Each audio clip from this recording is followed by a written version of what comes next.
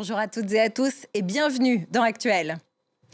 L'affaire Epstein a des ramifications dans le monde entier, y compris en France, où le criminel sexuel avait de nombreuses connexions. On va faire le point, justement, dans cette édition.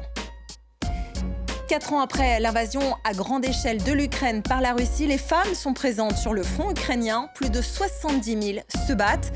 On en parle dans un instant avec mon invitée, la journaliste franco-ukrainienne Marina Koumeda. Elle a fait le choix, elle aussi, de s'engager. Mais d'abord, chaque jour apporte son lot de révélations sordides dans l'affaire Epstein. La justice se saisit des fichiers publiés pour poursuivre ses investigations. Déjà visé par plusieurs accusations, l'ancien prince Andrew a été arrêté au Royaume-Uni ce jeudi. Le frère du roi Charles III, déchu de ses titres royaux depuis octobre 2025, a été arrêté pour des soupçons de faute dans l'exercice de fonctions officielles. Il pourrait avoir transmis des documents confidentiels à Jeffrey Epstein. Et puis, en France, 2 enquêtes cadres ont été ouvertes sur l'affaire. L'une concernant les infractions de traite des êtres humains, l'autre pour les ramifications financières éventuelles. Le parquet appelle toutes les victimes potentielles à témoigner ou à porter plainte. Alors, qui sont les personnes mises en cause à ce stade? Que leur reproche-t-on exactement? Élément de réponse avec Étienne Paponneau. La justice française, face à une tâche colossale, éplucher plus de 3 millions de documents du dossier Epstein pour identifier de possibles infractions commises par des ressortissants français ou sur le sol national. La procureure de Paris a annoncé l'ouverture de 2 enquêtes. On ne peut pas passer à côté de la révélation potentielle de faits qui seraient susceptibles d'avoir des qualifications pénales. Et donc, il faut être prêt à exploiter l'ensemble de ces données. Les enquêtes se divisent en 2 volets. L'un concerne les infractions financières, l'autre, la traite d'êtres humains. Un nom revient des milliers de fois dans les Epstein Files, celui de Danielle Siad.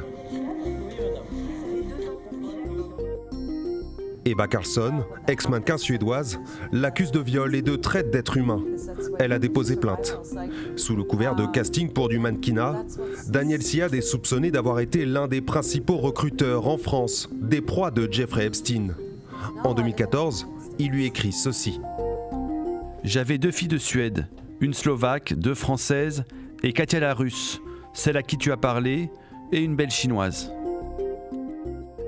Cette correspondance a duré jusqu'à la mort du financier américain en 2019. Danielle Siad affirme aujourd'hui qu'il n'a rien à se reprocher. Autre dossier, celui d'un très proche de Jeffrey Epstein, l'agent de mannequin considéré comme l'un de ses principaux rabatteurs, Jean-Luc Brunel. Mis en examen pour viol sur mineur et harcèlement sexuel, il s'est donné la mort en détention en 2022, avant d'être jugé. La justice française veut aujourd'hui réanalyser intégralement son dossier à la lumière des fichiers publiés par le gouvernement américain. Un diplomate français est aussi dans le viseur de la justice, Fabrice Edan.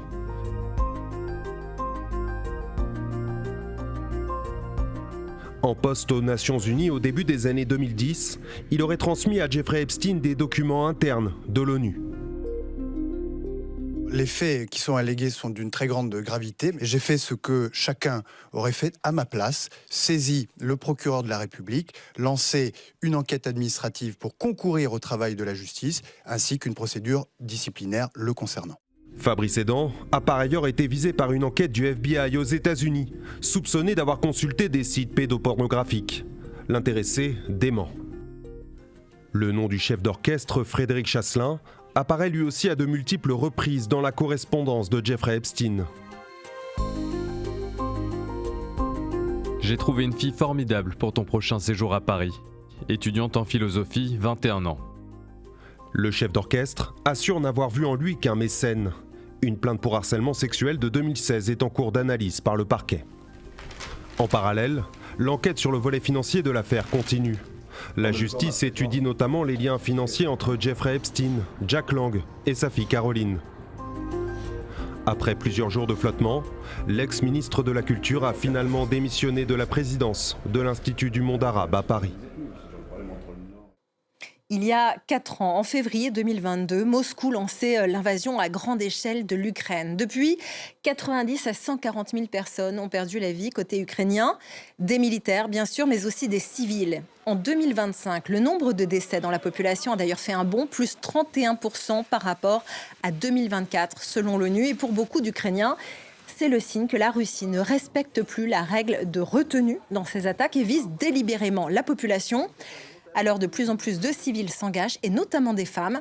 Elles étaient 70 000 en décembre 2025, selon le ministère ukrainien de la Défense. Et parmi elles, la journaliste franco-ukrainienne Marina Koumeda, mon invitée aujourd'hui. Marina, bonjour, merci beaucoup d'être avec nous. Vous êtes journaliste, autrice. Vous avez signé notamment Journal d'une Ukrainienne et L'amour en temps de guerre aux éditions de l'Aube. Et vous êtes dans une forêt, dans un lieu indéterminé d'Ukraine, on ne va pas dire où, pour protéger évidemment votre personne. Marina, comment est-ce que vous êtes passée de la position d'observatrice qu'impose le journalisme à actrice de ce conflit en décidant finalement de rejoindre l'armée ?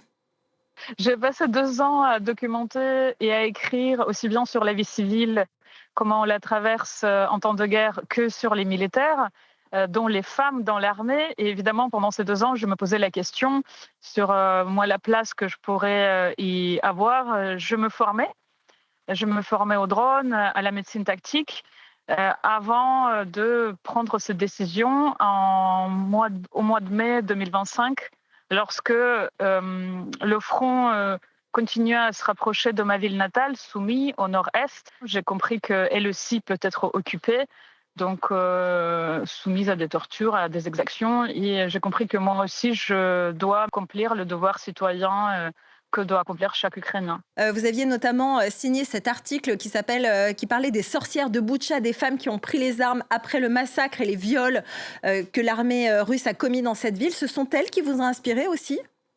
C'est probablement chaque femme que j'ai rencontrée et qui a osé franchir ce pas. La conscription est obligatoire seulement pour les hommes entre 24 et 60 ans. Donc une femme qui se décide de se porter volontaire franchit quelque part aussi une barrière symbolique et culturelle. Donc elle se heurte à tout un tas de choses dans l'armée encore, à des comportements. Et donc toutes ces femmes militaires que j'ai rencontrées pendant ces 2 dernières années m'ont inspirée, bien sûr. Alors, il y a des femmes comme vous, journalistes, mais il y a aussi des femmes au profil très différent. Tetiana Kimion, par exemple, était professeure de danse de salon. Elle est aujourd'hui tireuse d'élite. Marina, vous restez avec nous. On se retrouve juste après ce sujet. Tireuse d'élite, Tetiana Kimion a rejoint l'armée ukrainienne peu après le lancement de l'invasion à grande échelle de son pays par la Russie, le 24 février 2022. Au parc où l'on se promenait avec les enfants, il y avait un petit stand de tir. Je m'y entraînais parfois. Je gagnais même des petits prix. Je me suis donc dit que j'étais peut-être douée pour ça. La guerre a radicalement changé sa vie. Avant de rejoindre le front, Tetiana était professeure de danse de salon. Nous voyagions à l'étranger pour participer à des compétitions et représenter l'Ukraine lors d'événements internationaux. Chaque semaine, nous nous rendions dans une nouvelle ville, en Europe ou en Chine. Une routine désormais lointaine. Mais Tetiana espère un jour tourner la page de la guerre. Je veux continuer à vivre, aller à la montagne, me baigner dans l'océan, mais je sais que je ne pourrai plus ressentir les émotions comme avant. Les plus fortes, je les ai déjà vécues. Marina, quand vous avez pris cette décision de rejoindre les forces armées ukrainiennes, est-ce que vous avez pensé au fait que vous pouviez mourir, vous pouviez être blessé ? Est-ce que ça a joué un rôle dans votre décision ? Est-ce que ça vous a retenu un moment ? Les grandes villes comme Kiev, Lviv, Soumy, n'importe quelle ville est régulièrement frappée. Donc on passe beaucoup de nuits sous les frappes des drones Shahed iraniens ou des missiles. Donc à cette question de la mort, on est déjà confronté en tant que civil. Les questions qui me préoccupaient davantage, c'est justement la place où je serai la plus utile. C'est aussi le fait qu'il n'y a pas de perspective de démobilisation. Une fois on s'engage, c'est jusqu'à la fin de la guerre.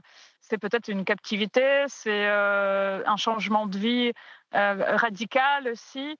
mais pas tellement la question de la mort. On y est confronté bien trop souvent en Ukraine aujourd'hui. 5500 femmes sur le front après 4 ans de guerre, c'est finalement assez peu dans les effectifs de l'armée ukrainienne. Comment vous expliquez que les femmes aient mis tant de temps à aller vraiment au combat ? Jusqu'en 2018, une femme ne pouvait pas occuper un poste de combat. Ces dernières années, ces choses évoluent très très rapidement. Une femme peut aujourd'hui être aussi bien dans l'infanterie d'assaut que dans l'artillerie, qu'être snipeuse ou travailler dans les chars. Une armée, c'est une représentation d'une société et cette société, elle est très différente et hétéroclite et elle est encore assez conservatrice finalement en ce qui concerne une place qu'une femme puisse occuper dans l'armée. Moi, j'ai peut-être de la chance. Dans mon unité de 59 personnes, nous sommes 3 femmes. Je trouve que le comportement et l'accueil qui nous est fait est plus que confortable et même très galant. C'est-à-dire que nous, on nous tend la main pour nous aider à descendre du VAB. Donc, je ne suis pas personnellement confrontée, en tout cas pendant ma formation, à des contraintes. Marina, sur le terrain, la Russie semble avoir l'avantage. Les négociations sont difficiles entre l'Ukraine et la Russie. Est-ce que vous avez encore de l'espoir pour votre pays ? Nous avons tous de l'espoir et je pense qu'on n'a pas d'autre choix. Et on espère voir la fin, le cessez-le-feu et l'avancement des pourparlers menés par Trump, qui nous a promis une solution en 24 heures. Et on voit depuis 1 an qu'il mène ces négociations, que la situation n'a fait que s'empirer. Poutine ne s'est jamais permis autant frapper les villes et l'infrastructure civile que depuis que Trump est aux manettes des pourparlers. Merci beaucoup Marina Koumeda d'être venue nous parler de votre formation militaire. Merci à vous de nous avoir suivis. On se retrouve très vite sur France 24.